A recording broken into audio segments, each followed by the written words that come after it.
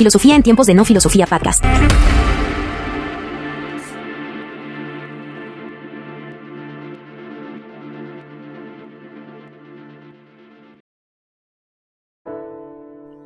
Bienvenidos al episodio número 16 de enero de 2025. En este periodo de la filosofía contemporánea vamos a hablar ahora de Gadamer, Hans-Georg Gadamer, sobre su libro El método y la verdad y método. Anteriormente exploramos a Nietzsche, Heidegger, lo que respecta a la filosofía contemporánea, pero hoy vamos a hablar de Gadamer, quien es uno de los filósofos más importantes del siglo XX, y como vimos en este libro nos habla de la hermenéutica, de la comprensión, que es una unión entre lo histórico y lo dialógico. Eso constituye la comprensión. Este libro, Método, Verdad y Método, fue publicado en 1960 y intenta abordar el problema de la interpretación y el conocimiento. Entonces Gadamer se basa en la tradición hermenéutica, que busca entender cómo interpretamos el mundo, los textos y las experiencias. En la obra se centra en la idea de que todo conocimiento está condicionado por el contexto histórico, cultural y lingüístico del intérprete. Y una de las ideas clave de Gadamer es que la verdad no se encuentra en un método científico que se pueda explicar o que se pueda aplicar de manera objetiva o neutral.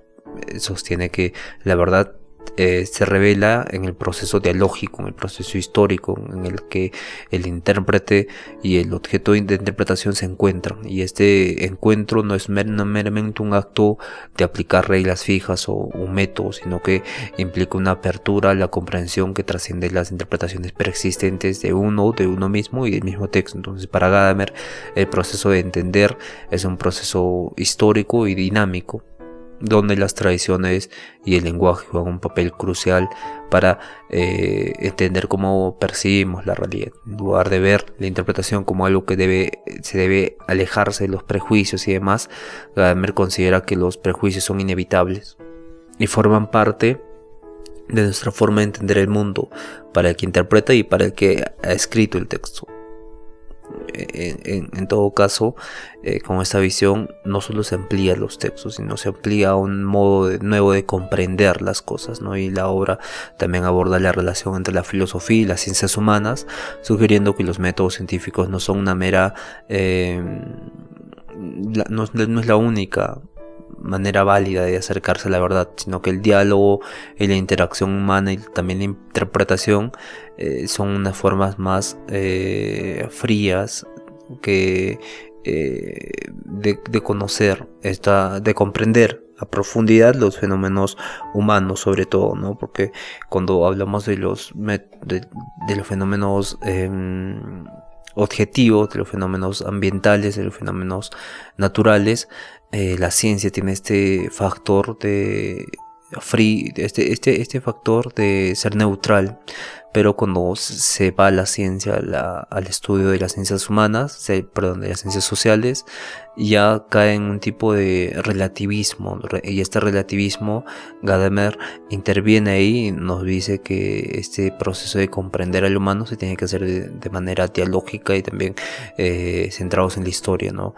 Entonces, Verdad y Método propone una visión de la verdad como algo que se construye a través de un proceso de interpretación, comprensión, dialogal, y lejos de una verdad absoluta o ineludible. Recordemos que Gadamer nació en 1903 y este periodo estaba marcado por un profundo existencialismo, donde este existencialismo estaba en contra de estas verdades absolutas, de estas verdades establecidas y que eran inmutables. Y evidentemente tiene este legado también, ¿no? Esta visión que desafía las suposiciones modernas sobre la objetividad del conocimiento y pone un relieve para la importancia del contexto, el lenguaje, la historia en nuestra manera de entender el mundo. muy interesante. Gadamer introduce varios conceptos fundamentales, como hemos visto en la introducción, el concepto de fusión de horizontes. Uno de los conceptos centrales es esta idea de la fusión de horizontes, que hace referencia al proceso mediante el cual el intérprete y el objeto de interpretación se encuentran en un diálogo. Un horizonte es para Gadamer un conjunto de perspectivas, tradiciones, preconceptos que influyen en la forma en que entendemos el mundo. Entonces estos horizontes no son estáticos, sino que son dinámicos y están siempre en cambio, en un cambio que se debe ser manifestado, que es un cambio manifestado entre la relación entre el sujeto y el objeto. Pero entendamos este tipo de, cuando varios filósofos de este siglo hablan del horizonte, ¿no? El horizonte es algo muy interesante porque revela un tipo de conocimiento que está ahí, pero al ser un horizonte no termina estando ahí. Y esa es la figura performativa que se puede hacer sobre los conceptos como esta verdad, ¿no? Como esta comprensión, como la construcción del pueblo en la Clau y demás, que es bastante interesante. Entonces la fusión de horizontes ocurre cuando un intérprete se encuentra con un texto, la obra de arte, puede ser también una película, puede ser lo que fuese, ¿no? Incluso puede ser otro ser humano, y entonces trata de comprenderlo desde su propia perspectiva, pero sin imponer esa perspectiva de manera rígida, y a través del diálogo el intérprete va más allá de su propio horizonte y se deja influenciar por el horizonte del otro. Y esto no significa una completa absorción o un acuerdo absoluto, sino que significa una apertura, una mutua apertura que genera una nueva comprensión. Y esto es algo que hablamos mucho más allá, ¿no? El horizonte no es algo fijo, sino que es algo subjetivo. Al ser algo subjetivo no está fijo ahí, sino que va cambiando, mutando, y ambos encuentran esta apertura mutua que genera una nueva comprensión. Y esto es realmente fascinante. Esto es lo que podría denominar no voy a decir como mi profesor, ¿no? Una tecnología de punta, sino esto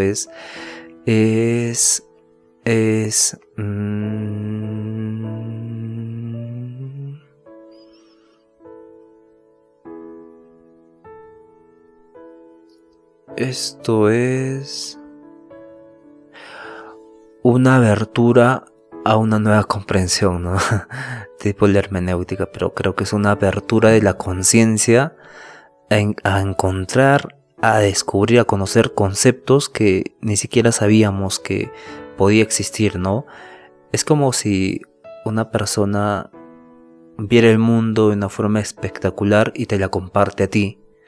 Y en esa transmisión, en ese compartir, está este tipo de avance de la conciencia, ¿no? Donde se va compartiendo estas visiones y cada vez se llega a profundizar más. Y esto es lo importante y lo bonito de la filosofía, que se llega a profundizar más hasta un punto donde el nivel de conciencia que tienes es bastante, a nivel intelectual evidentemente, porque ya los valores, el modo de ser, los hábitos sobre todo te condicionan también a otro nivel de conciencia, pero a nivel intelectual es como que se abre todo un paradigma, ¿no? Una forma nueva de ver el mundo. El asombro, como diría Sócrates, el asombro se reactiva y ves el mundo de una forma muy especial. Y básicamente a este concepto lo llamaríamos como el despertar de la conciencia, se podría llamar también.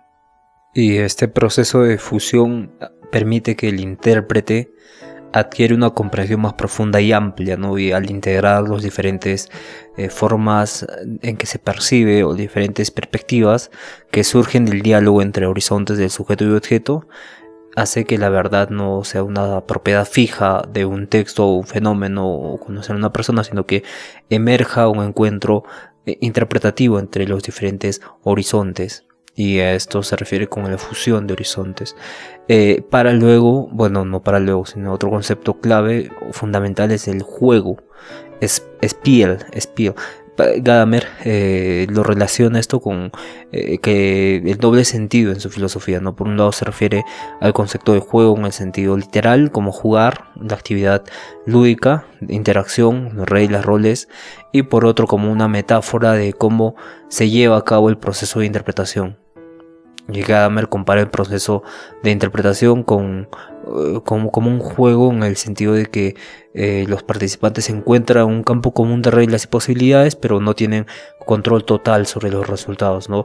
Y en el caso de la interpretación, esto significa que el intérprete no puede controlar completamente el significado que surge del encuentro con el objeto interpretado, y entonces la comprensión es algo que se va revelando a medida que el intérprete se involucra activamente en el proceso de interpretación, y no un descubrimiento de un significado preexistente que ya se sabía que se estaba buscando. Entonces el juego en este contexto simboliza la interacción dinámica entre el intérprete y el texto, o el objeto de interpretación. Al igual que en un juego, la interpretación es una actividad creativa y activa, donde el significado no se impone de manera fija, sino que se genera el flujo en esta interacción entre el sujeto y el objeto. Así también, como un juego tiene un único resultado, una conclusión, la interpretación está abierta a múltiples posibilidades de comprensión, y dependiendo de la interacción y los contextos en el que se realice, se va encontrando la más posible conclusión y respuesta. Y este concepto de juego está estrictamente vinculado con la idea de que la verdad no es algo que se pueda alcanzar mediante un método rígido, un método preestablecido, un método ya fijo, sino que se construye con el proceso mismo de la interpretación. Este juego entre los distintos horizontes del intérprete y del texto, que se van desarrollando a medida que uno va interpretando hermenéuticamente. Gadamer, en este libro, Verdad y Método, ofrece esta perspectiva sobre el proceso de interpretación y cómo los seres humanos entienden el mundo, y su enfoque se aleja de las concepciones más tradicionales que buscan una interpretación más científica, ¿no? y propone una visión más amplia y dialógica, y que está influida por la filosofía hermenéutica y también la fenomenología, especialmente a partir de la influencia de Heidegger. Pero Gadamer sostiene también algo muy interesante, que es la interpretación como diálogo, ¿no? Como vimos, este es un proceso unilateral que nosotros pensamos que es un proceso unilateral al principio, pero nos vamos dando cuenta que no es un principio unilateral en el que el intérprete simplemente descifra un texto o un fenómeno de manera objetiva. En lugar de eso, se entiende que la interpretación es un diálogo entre el intérprete y el objeto, y este diálogo es esencial en el proceso de intercambio, en el cual ambos, sujeto y objeto, son transformados a medida que interactúan. Y este enfoque va más allá de una simple aplicación de un método técnico, porque Gadamer destaca que el proceso interpretativo es una conversación continua, donde el intérprete no impone sus ideas sobre el objeto, sino que abre la posibilidad de ser transformado por lo que interpreta, ¿no? Que va a tener influencia aquello que interpreta. Y en este sentido, la interpretación nunca es una actividad aislada, sino que está siempre situada dentro de un contexto histórico y también un contexto cultural. Y para esto usa el papel de los prejuicios en la interpretación. Una de las ideas clave de Gadamer es la importancia de los prejuicios, a medida que el concepto de prejuicio que tenemos tiene una connotación negativa, ¿no? Como algo que obstaculiza la comprensión objetiva de un texto, por ejemplo. Y Gadamer propone que esto no debería ser así. Los prejuicios son inevitables, incluso para el autor, y forman parte de este proceso de entender, ¿no? Y los prejuicios no son solo prejuicios negativos o irracionales, sino que son marcos a través de los cuales interpretamos, comprendemos la realidad, y estos prejuicios están profundamente enraizados a nuestra tradición, o a nuestra cultura, a nuestro lenguaje. Entonces la clave está en reconocer estos prejuicios y ser conscientes de ellos. No en eliminarlos completamente, sino ser conscientes de ello, tratarlos y comprender, y con la misma forma que comprendemos un texto con la hermenéutica, lo mismo hacer con estos prejuicios. Y de hecho menciona que sin ciertos prejuicios no podríamos entender nada, porque son ellos los que nos permiten situarnos dentro de un contexto de sentido. Nosotros tenemos ciertos prejuicios, ciertos intereses que nos llevan a investigar una cosa. Entonces, en este sentido, este contexto de los prejuicios es un sentido, le da sentido a lo que estamos buscando en un texto. Y a través de la fusión de horizontes, el intérprete se enfrenta a sus propios prejuicios y puede reajustarlos al entrar en contacto con los prejuicios del texto o del otro, generándose una comprensión más amplia y profunda, incluso como decía antes, ¿no? El despertar de la conciencia, pero a nivel intelectual, a nivel de comprensión. Ahí está, esa es la palabra, comprensión. Y Gadamer también subraya que el lenguaje juega un papel central en este proceso de interpretación. Evidentemente, el lenguaje no es simplemente una herramienta que usamos para describir el mundo, es el medio a través del cual el mundo se nos revela, tiene significado el mundo, ¿no?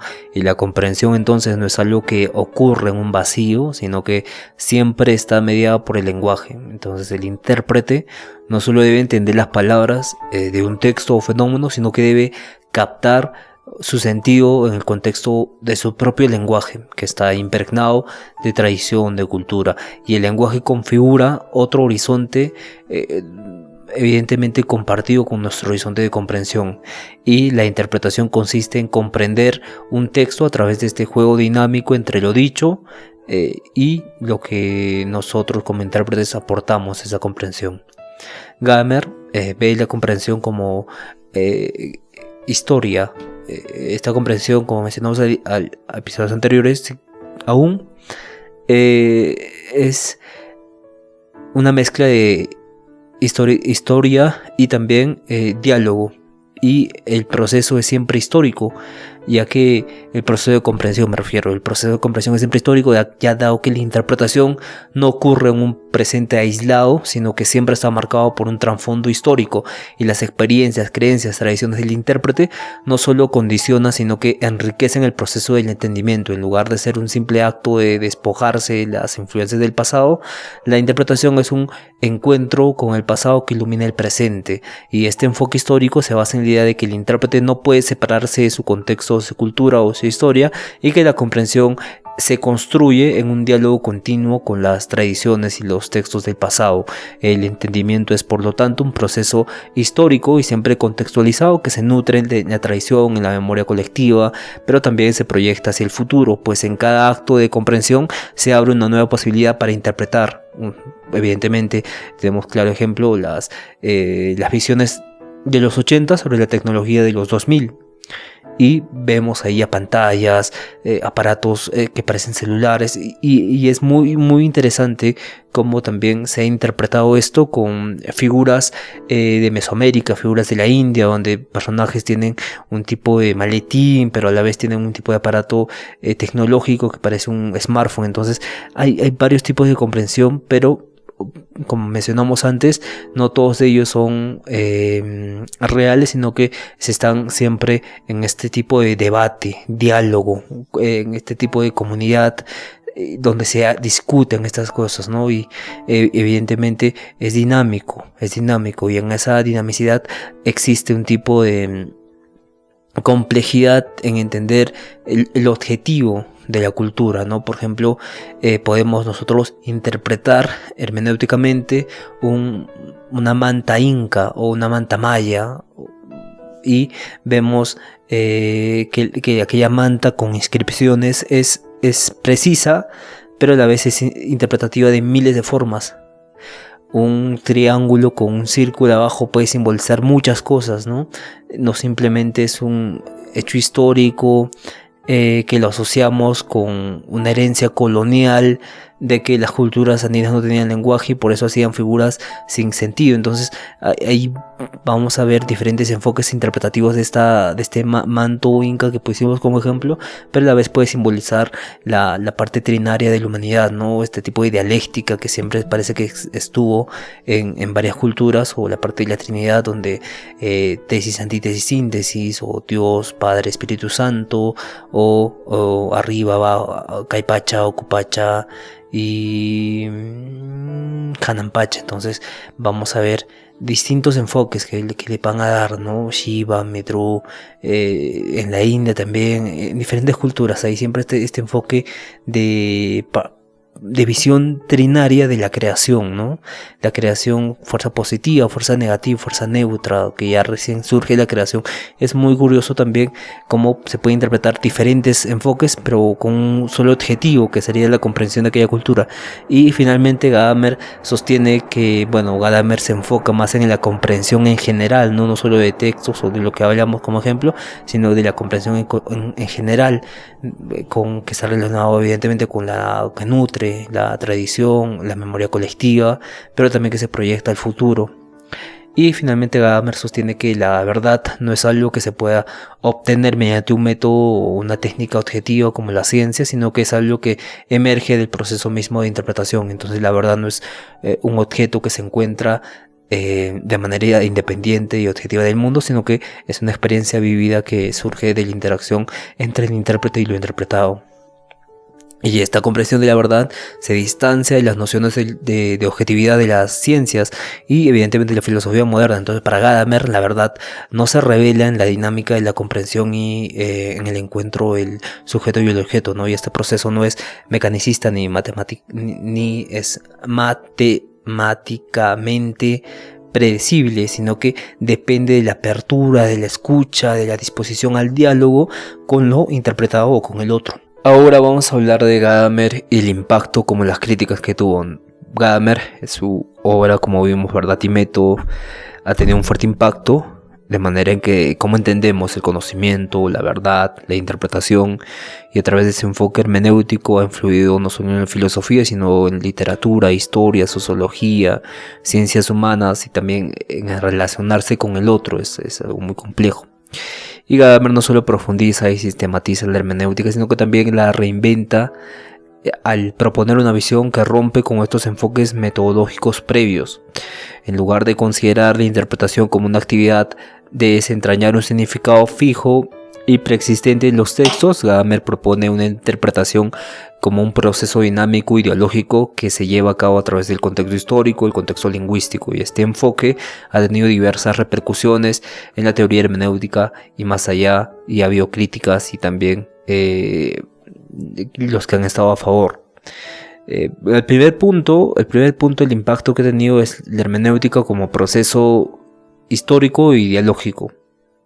Gadamer propone que la interpretación está siempre situada dentro de este contexto histórico y cultural, y esta idea amplió el concepto de hermenéutica mucho más allá de la exégesis de los textos religiosos o filosóficos, para aplicarlo a una comprensión de los fenómenos humanos más generales como la historia, las obras de arte y las interacciones cotidianas, ¿no? Según Gadamer, la comprensión es un encuentro entre el intérprete y el objeto de interpretación, y este encuentro está mediado por tradiciones, lenguajes y prejuicios que condicionan las perspectivas de ambos. Otro tema interesante es el concepto de fusión de horizontes, ¿no? La noción de fusión de horizontes revoluciona la forma en que se entiende el acto interpretativo. Entonces Gadamer sugiere que la interpretación no se puede reducir a un simple acto de descifrar un mensaje objetivo y preestablecido. Más bien el acto de comprender consiste en este proceso de encontrar el horizonte del intérprete y el horizonte del objeto o texto a interpretar, y este encuentro produce una comprensión nueva que emerge de esta interacción, y este concepto ha sido fundamental en los estudios de la interpretación literaria, de la historia y evidentemente de la filosofía. ¿Por qué? Al enfatizar la importancia de la apertura y la receptividad, este proceso de apertura ya es un proceso interpretativo. No es el acto mismo de interpretar el texto lo que es interpretativo, sino que el mismo proceso en el que se hace esta interpretación resulta ya en la interpretación, resulta ya en el resultado. Y este concepto de fusión de horizontes es lo que nos permite entender cómo nuestros prejuicios, cómo nuestros condicionamientos ya ven un tipo de horizonte que ya está predeterminado, pero al entrar en otro horizonte predeterminado también, y en la fusión de estos horizontes se crea algo nuevo, ¿no? Pero no es como un tipo de dialéctica entre tesis y antítesis, sino es más interpretativo, es más fenomenológico. Recordemos que la fenomenología se encarga de el estudio de cómo percibimos los fenómenos del mundo, o sea, el mundo fenoménico, de cómo nosotros percibimos la realidad directamente, ¿no? Sin intervención a priori, sin conceptos que puedan interferir en esa relación entre el individuo y el mundo, la realidad. En este sentido, el concepto de horizontes, el concepto de historicidad del entendimiento, el concepto del lenguaje como mediador fundamental son importantes en la filosofía de Gadamer, pero también tuvo críticas como el relativismo, ¿no? Y la falta de objetividad.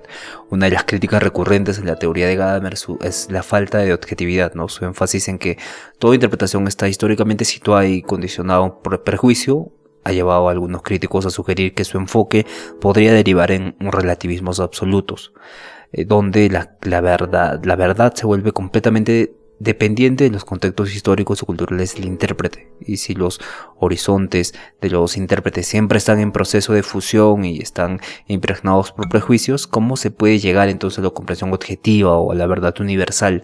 Y Gadamer niega que su enfoque conduzca al relativismo, ¿no? La crítica se mantiene entonces en este debate entre Gadamer y los críticos de este tipo de relativismo, ¿no? Pero acá hay algo muy interesante que vamos a reflexionar, ¿no? Parece que Gadamer ve al hombre, al ser humano, como uno mismo, ¿no? Uno mismo, pero con diferente cultura, contexto y demás. Pero al ser uno mismo tiene esta fuente de objetividad y en la misma interpretación de cómo se refiere a un texto, ¿no? Y cómo se ha referido el autor al texto mismo. Entonces ahí parece que Gadamer ve en el ser humano como un agente, un intelecto agente, ¿no? Una sola conciencia que termina ya la verdadera... es como les decía antes, ¿no? Un conocimiento nuevo que nadie conoce. Entonces lo interpretamos y se abre la conciencia y creamos un nuevo horizonte.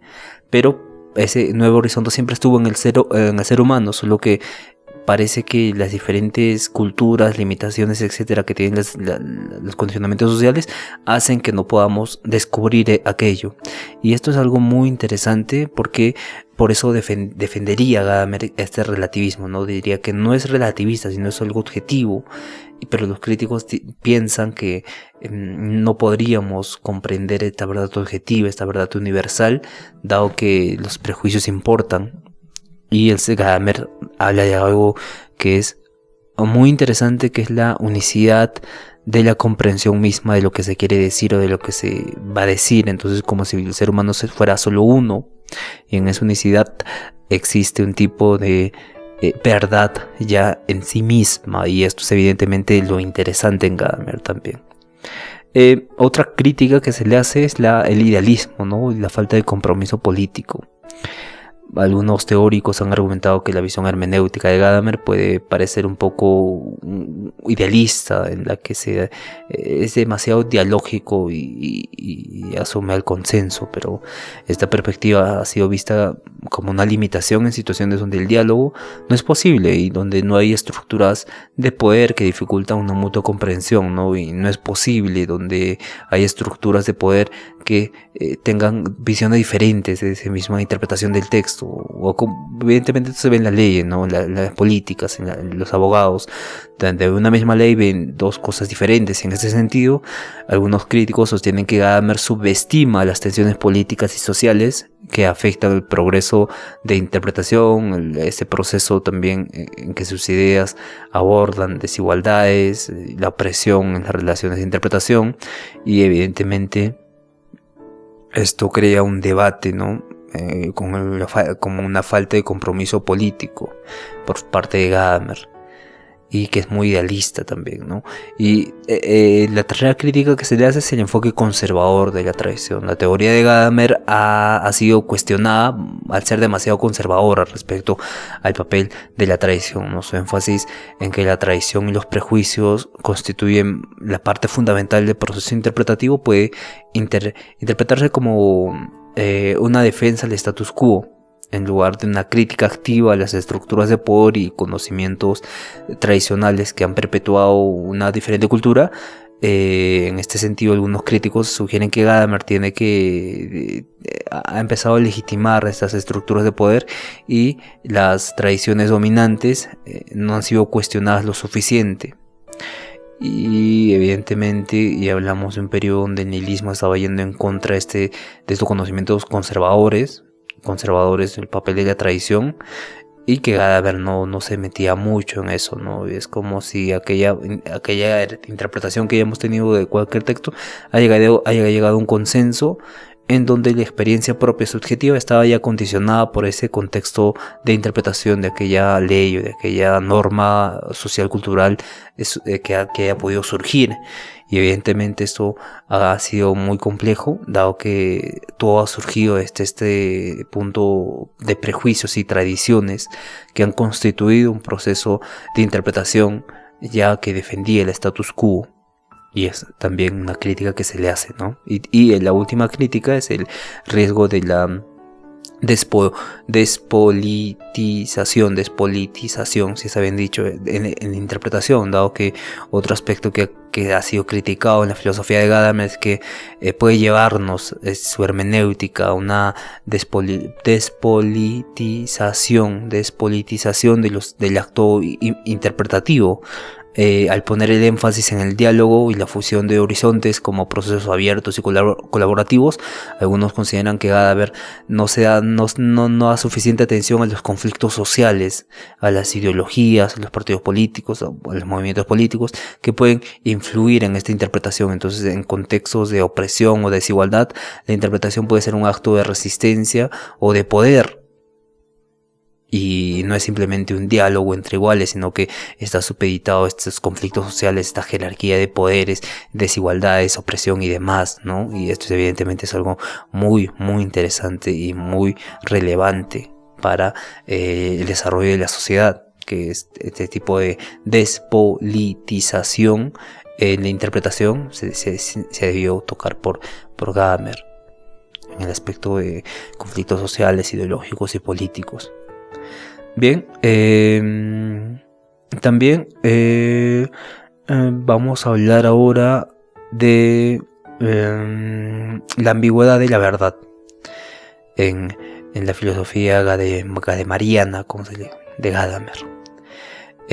Una crítica que es frecuente está relacionada al concepto de verdad en su filosofía, en la filosofía de Gadamer, ya que al postular que la verdad emerge a través del proceso interpretativo, algunos críticos argumentan que la noción de verdad que propone Gadamer es demasiado vaga y ambigua, ¿no? Según Gadamer, la verdad no es algo preexistente o accesible a través de un método riguroso como sería la ciencia, ¿no? Y por eso la crítica también, ¿no? Sino que se revela en el encuentro entre el intérprete y el objeto de interpretación, y esto ha generado preocupaciones sobre cómo definir y establecer los límites de lo que constituye una interpretación verdadera o correcta, especialmente cuando no hay criterios claros para la validez de tales interpretaciones, y esta evidentemente es una crítica a la verdad gadameriana de Gadamer, que es muy interesante. En respuesta a esta crítica, Gadamer nos dice que la verdad es siempre la verdad está siempre en un contexto y en una dinámica, o que la verdad es siempre contextual y dinámica, y que no debe buscarse como un hecho estático, como la verdad ahí misma, sino que es un proceso que ocurre con el diálogo, el encuentro en el dialógico. Sin embargo, esta concepción ha sido vista como un problema, dado por aquellos que buscan un tipo de definición más clara, más estable, más racionalista, ¿no? Y especialmente en disciplinas donde el concepto de verdad es fundamental para el establecimiento de los hechos y las resoluciones y las disputas, ¿no? Como el periodismo, por ejemplo, ¿no? La verdad es fija, es estable, es la verdad. Pero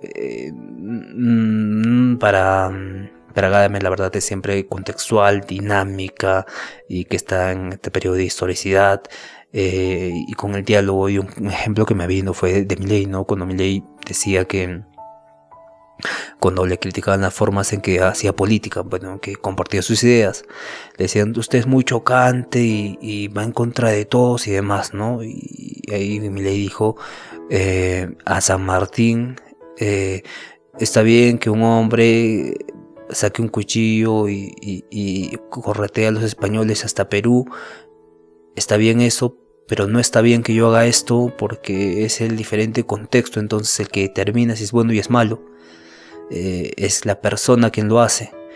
Y entonces ahí se ve este tipo de proceso interpretativo, dinámico, contextual, que la misma verdad que era la inflación o los muchos impuestos, un gobierno corrupto, se decía, pero de forma contextual en diferentes enfoques, pero uno era bueno y el otro era malo. Entonces la verdad la verdad periodística trató de buscar siempre este punto único y referencial, pero aquí vemos que la parte contextual y dinámica siempre estuvo ahí también, ¿no? Y evidentemente es algo muy interesante de analizar cómo a nivel interpretativo se pueden tomar diferentes puntos de vista como bueno o malo, pero en sí siguen siendo lo mismo. Y especialmente en la visión de Gadamer sobre la interpretación, la verdad y la traición, ha generado debate muy interesante sobre los límites y las implicaciones del enfoque hermenéutico. Si bien su contribución gadameriana ha sido fundamental para repensar cómo entendemos el proceso interpretativo, estas críticas también invitan a uno a reflexionar más profundamente sobre el papel de las estructuras de poder, las condiciones materiales, las dinámicas sociales y la interpretación a nivel contextual y demás.